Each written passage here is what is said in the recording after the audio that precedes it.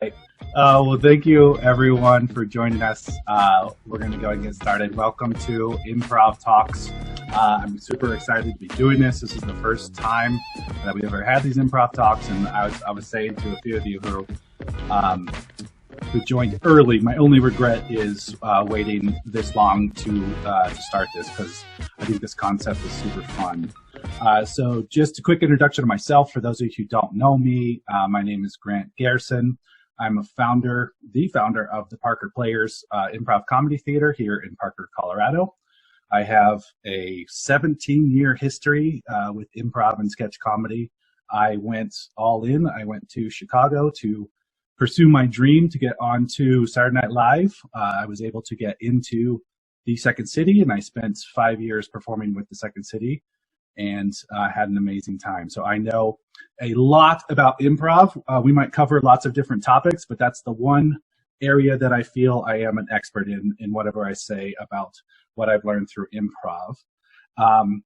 And the whole point of this Improv Talks thing is just to really get two people sitting down talking about improv, and not just from a performance basis, but I have this belief that improv is more than just this performance art form. I love it so much that I actually believe it's a way to live life. It's a way to live a more engaging, interesting, and better life. So I try to apply the rules of improv to my everyday life. And that's really, with these improv talks, what I'd rather get into is how do we apply improv to our everyday life. So my first guest is Matt, and before I introduce him, I just want to let you know what I appreciate about you, Matt, is I believe I had this idea on Monday. I shot you a text. I was like, hey, you want to do this live podcast thing that we've never done before? Absolutely, let's do it. And then we meet on Wednesday for about 10 minutes, and we start planning as improvisers, and I say, well, what if we talk about this, then this, then this? Is that enough for an hour meeting?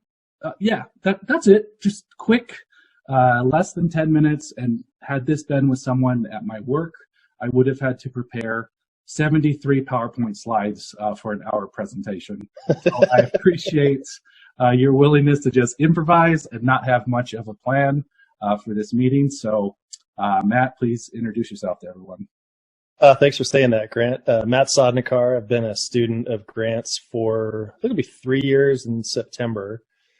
And I've been, as I look back on my life, improvising sort of unofficially. And what's our rating on this podcast, Grant, or this series? Language-wise? Rating?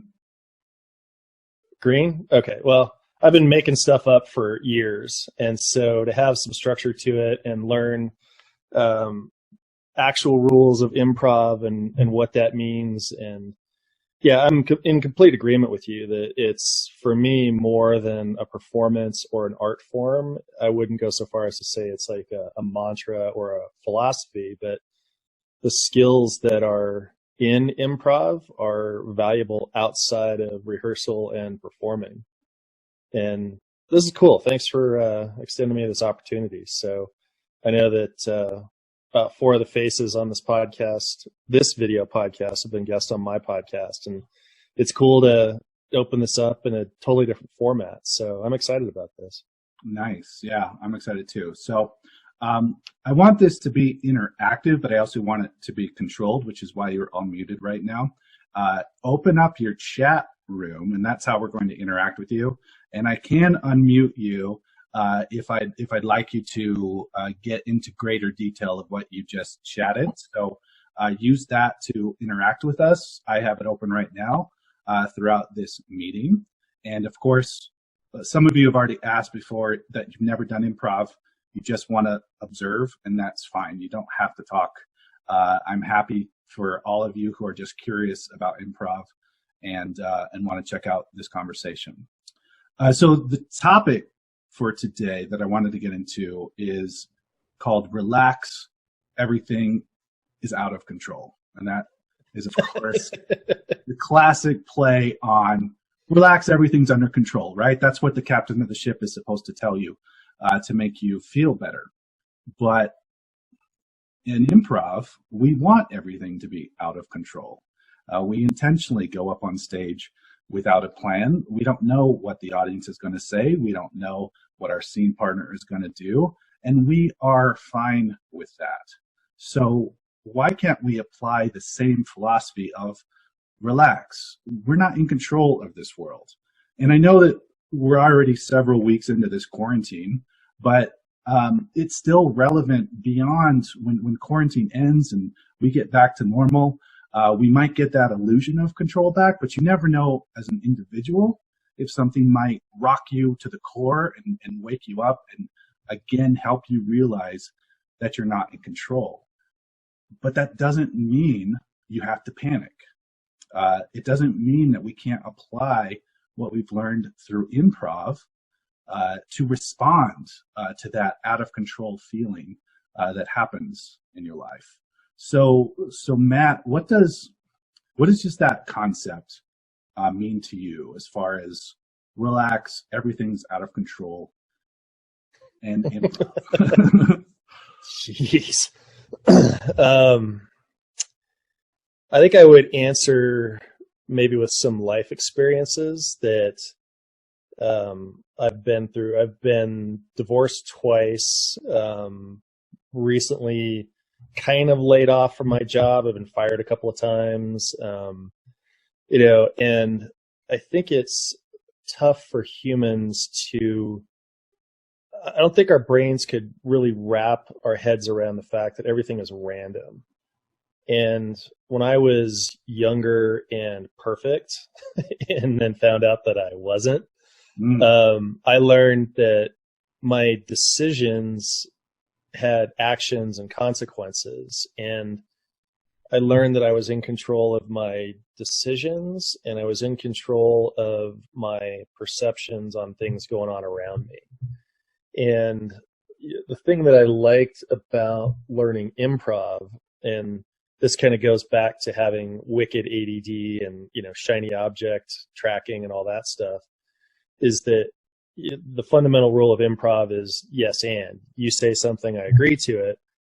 But for me, the thing that helped me so much with learning to perform was a very, I guess you could call it tactical or procedural thing from improv. And I have one thing to do, and that is listen to what you're saying, and that's it. I can't go too far back. I can't go, 5 minutes, 10 minutes, 2 hours in the future. And I just have one thing to do. And so that, it's made me a better listener. It's made me, things have slowed down. And when we were talking about this chat on Wednesday and preparing for this, there's that improv game, word at a time story, where you say one word, it goes around the circle, up to 2, up to 3, up to 4, back down.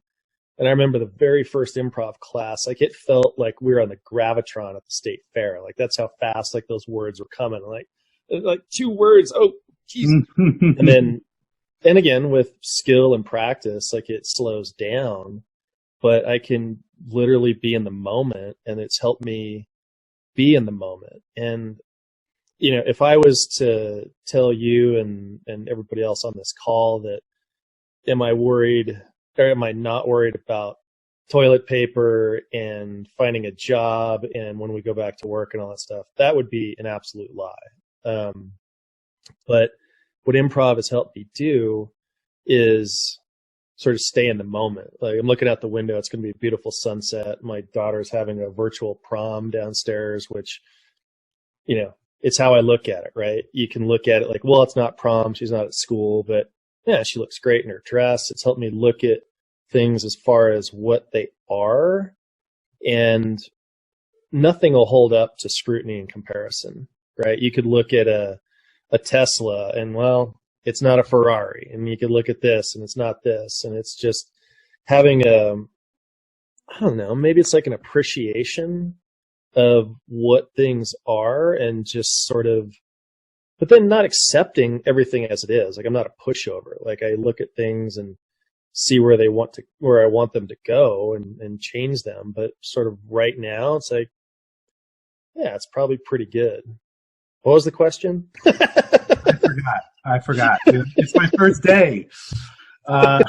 You're doing great, by the way, as a podcast. This is awesome.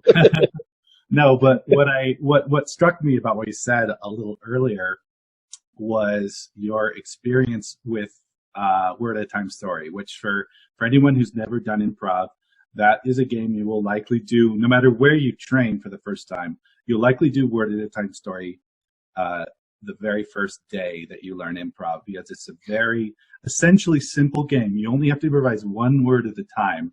So it's not hard for a new person to begin.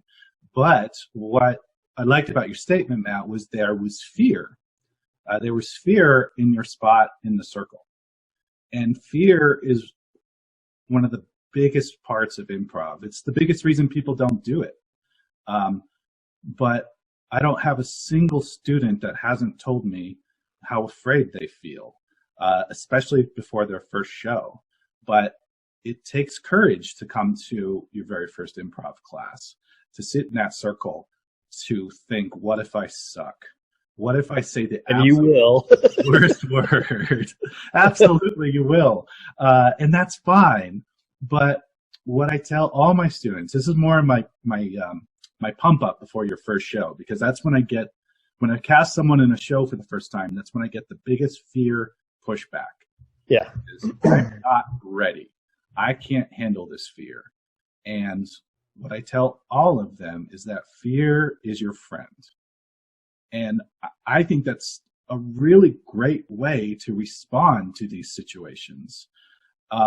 It's okay to be afraid. It's okay to acknowledge that you're afraid. And if you realize that fear is a very powerful tool for improvisation, I crave it.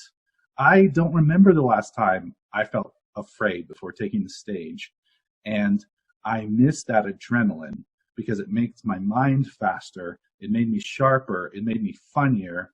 It was such a gift to be afraid before taking the stage for the very first time. I wish I could find a way to do it again, to be honest. And that's why I think improvisers push themselves so hard to get a crazy creative show where we absolutely try to lose as much control as we possibly can to try and get some of that fear back.